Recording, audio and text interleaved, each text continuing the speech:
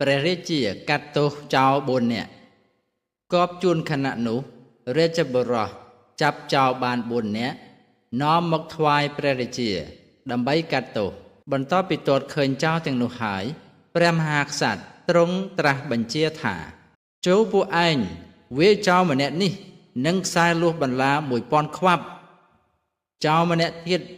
ចូលពួកឯងចងនឹងច្រវាក់ដាក់ពន្ធនាគារចោលម្នាក់ទៀតត្រូវចាក់នឹងលំពែងចោលម្នាក់ទៀតត្រូវសូលនឹងដែកស្រួចព្រះរាជបុត្រឮព្រះបិតាត្រាស់ដូច្នោះក៏កើតភ័យតក់ស្លុតគិតឃើញថាអស់ព្រះបិតាអញហេតុតែខ្លួនជាស្ដេចបានសាងបាបកម្មដ៏ធ្ងន់ក្រៃពេកណាស់បាបកម្មនេះនឹងនាំទៅកាន់នរកទេតើលុះដល់ថ្ងៃស្អែកឡើងមាតាបិតាទ្រង់ដាក់ឲ្យទេមីកុមារផ្ទុំនៅលើសិរីសាយនាជាក្រឡាព្រះបន្ទុំវិចិត្ររចនាយ៉ាងស្រស់ស្អាតនៅខាងក្រោមស្វេតឆ័ត្រទេមីកុមារលងលក់មួយស្របក់ក៏ភ្ញាក់បើកព្រះនេត្រឃើញស្វេតឆ័ត្រព្រមទាំងសិរីសម្បត្តិនានាជាច្រើនទៀតទេមីកុមារមានសេចក្តីភ័យតក់ស្លុតរន្ធត់ជាប់មកតាំងពីម្សិលមិញមកស្រាប់លុះបានឃើញនៅទិដ្ឋភាពដូច្នេះទៀតក៏រឹងរិទ្ធភ័យខ្លាំងឡើងព្រះរាជកុមារមានជាតិសារញាណគឺញាណសម្រាប់រលឹកជាតិកំណើតបានទើបរំពឹងគិតមើលថាចោះដើមឡើយអញកើតនៅឯណាបានជាឥឡូវនេះមកកើតក្នុងផ្ទះចោលនេះលុះបានទ្រង់ជ្រាបថាព្រះអង្គមកអំពីទេវលោករំពឹងមើលជាតិខាងមុខទេវលោកទៀតឃើញថាព្រះអង្គធ្លាប់សោយទុកក្នុងឧសតនរករំពឹងមើលនៅខាងមុខទៀតក៏ឃើញថាព្រះអង្គធ្លាប់សោយរាជ្យជាស្ដេចផែនដីក្នុងនគរពារាណសីជានគរកំណើតបច្ចុប្បន្ននេះទេវតារក្សាមហាស្វេតឆ័ត្រដាស់តឿនទេមីកុមារគ្រានោះភ័យធំបានកើតឡើងដល់ព្រះទេមីដែលកំពុងនឹកពិចារណាថាពីអតីតជាតិអញសោយរាជ្យក្នុងក្រុងពារាណសីនេះតែ20 ឆ្នាំតែ20 ឆ្នាំសោះអញបានទៅកើតក្នុងឧសតនរក80000 ឆ្នាំឥឡូវមកកើតក្នុងផ្ទះចោលនេះដដែលទៀតហើយអញចោល4 នាក់ដែលរាជបុរសនាំមកក្នុងថ្ងៃម្សិលមិញត្រូវបានព្រះបិតាអញចេញរាជបញ្ជាធ្វើទរណកម្មដ៏ឃោរឃៅព្រៃផ្សាយពេកណាស់កម្មនេះជាទោសជាតិនាំឲ្យទៅកើតក្នុងនរកទេតើប្រសិនបើអញសោយរាជ្យមកតែអញកើតក្នុងនរកទទួលរងមហាទុក្ខជាពំខានឡើយសរីរៈរបស់ព្រះពោធិសត្វដែលធ្លាប់តែមានពណ៌សម្បុរល្អដូចមាសត្រឡប់ប្រែក្លាយជាស្រពាប់ស្រពោនអាប់អស់ពណ៌ឆើតប្រៀបដូចផ្កាបទុមត្រូវគេឆ្លិចឆ្លីដោយដៃប្រែក្លាយជាស្លោកពណ៌ដូច្នោះពិតមែនតែព្រះទេមីកុមារ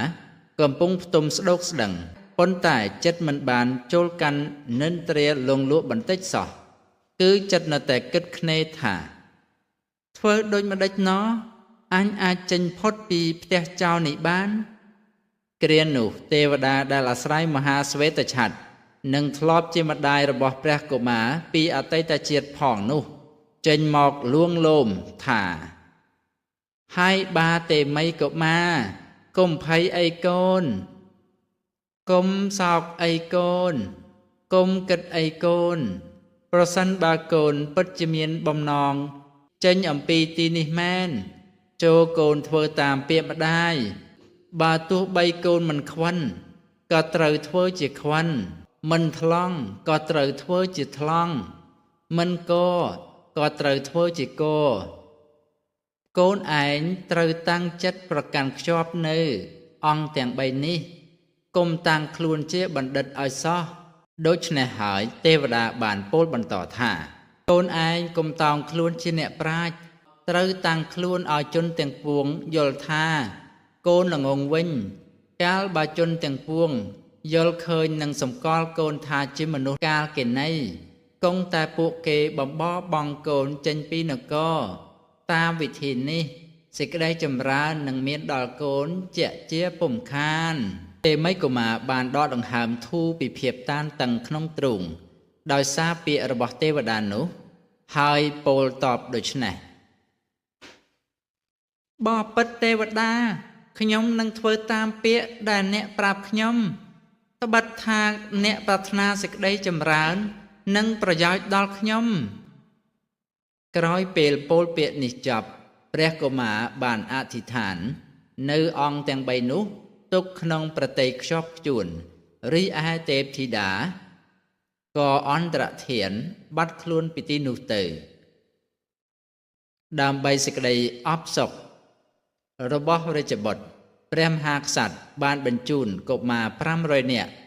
ទៅក្នុងសំណាក់របស់ព្រះតេមិយកុមារពួកទារកទាំងនោះស្រែកយំរំអុក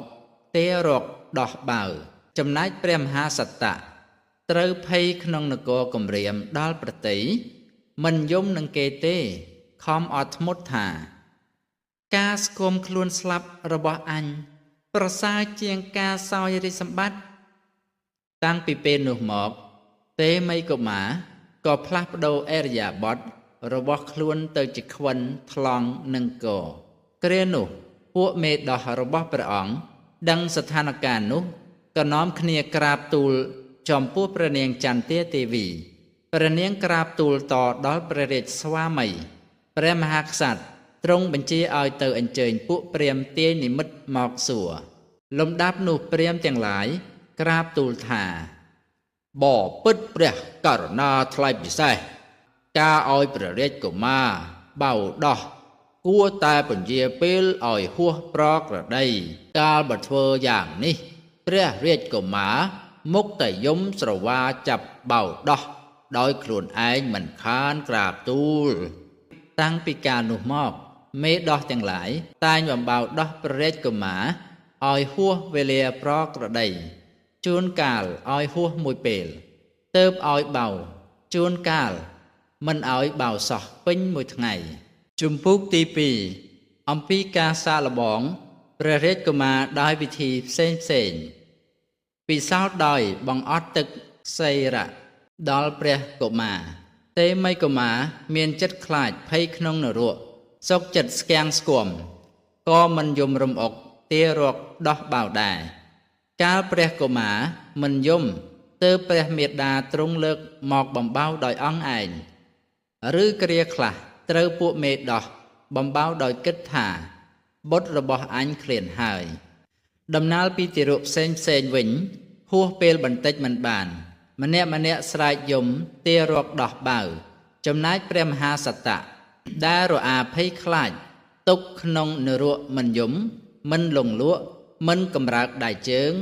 មិនលន់មាត់ទាល់តែសោះលំដាប់នោះស្ត្រីមេដោះទាំងឡាយរបស់ព្រះអង្គពិគ្រោះយោបល់គ្នាថាដៃជើងរបស់មនុស្សខ្វិនមិនមែនបែបនេះទេចុងចង្ការរបស់មនុស្សកមិនមែនបែបនេះទេស្លឹកត្រចៀករបស់មនុស្សថ្លង់មិនមែនបែបនេះទេហេតុការណ៍នេះចម្លែកណាស់យើងគួរនាំគ្នាសាកល្បងព្រះកុមារមើលជំហានដំបូងយើងសាកល្បងព្រះអង្គដោយទឹកដោះលុះគិតគ្នាដូច្នេះហើយពួកគេមិនឲ្យដោះព្រះអង្គបៅមួយថ្ងៃវាស់ល្ងាចពេញមួយថ្ងៃព្រះតេមិយកុមារទោះបីរសេះរសោះអស់កម្លាំងបាក់ពោះក្រហេតយ៉ាងណាក៏ព្យាយាមអត់ធ្មត់មិនលន់មាត់ធ្វើជាសញ្ញាត្រូវការទឹកដោះអ្វីឡើយគ្រានោះព្រះមេដាបង្កើតលើកព្រះអង្គបំបៅដោយអង្គឯងដោយប្រតិអាណិតថាបុត្ររបស់អញឃ្លានហើយការសាកល្បងមិនឲ្យដោះបៅជាបន្តបន្ទាប់យ៉ាងនេះអស់រយៈពេល1ឆ្នាំនៅតែពុំឃើញព្រះកុមារយំទារកដោះបៅម្ដងណាសោះពិសោធន៍ដោយនំនិងបង្អែមក្នុងប្រជញ្ញ1ឆ្នាំបន្ទាប់ពីមន្ត្រីទាំងឡាយមានអាមាត្យជាដើមក្រាបទូលព្រះមហាក្សត្រថាជាធម្មតាទារកអាយុ1ឆ្នាំតែមានចំណង់ចំណូលចិត្តញ៉ាំនំនិងបង្អែមណាស់ យើងនឹងយកអបាយនោះទៅសាកល្បងព្រះកុមារលួមើលលុះក្រាបទូលដូច្នោះហើយពួកគេបាននាំកុមារ500នាក់មកអង្គុយក្នុងសំណាក់របស់ទេមីកុមារហើយចាត់ឲ្យអ្នកបម្រើយកនំនិងបង្អែមផ្សេងៗទៅទុកក្បែរព្រះពោធិសត្វរួចឈរក្នុងទីកម្បាំងចាំលបមើលថាតើព្រះកុមារចាប់នំនិងបង្អែមនោះសោយដែរឬទេទារកផ្សេងទាស់តែងវេយគ្នាដណ្ដើមនំបរិភោគចំណែកព្រះមហាសត្តៈទូមានខ្លួនឯងថាណែទេមីអ្នកប្រាថ្នាភ័យក្នុងនរកឬក៏ប្រាថ្នានំនិងបង្អែមដូច្នេះហើយព្រះអង្គរអាភ័យក្នុងនរកមិនយកព្រះទ័យទុកដាក់មើលនំនិងបង្អែមឡើយការសាកល្បងដោយនំនិងបង្អែមជាបន្តបន្ទាប់យ៉ាងនេះអស់រយៈពេល1ឆ្នាំដែរនៅតែពុំឃើញព្រះកុមារបង្ហាញអាការៈឃ្លាននំនិងបង្អែមម្ដងណាសោះ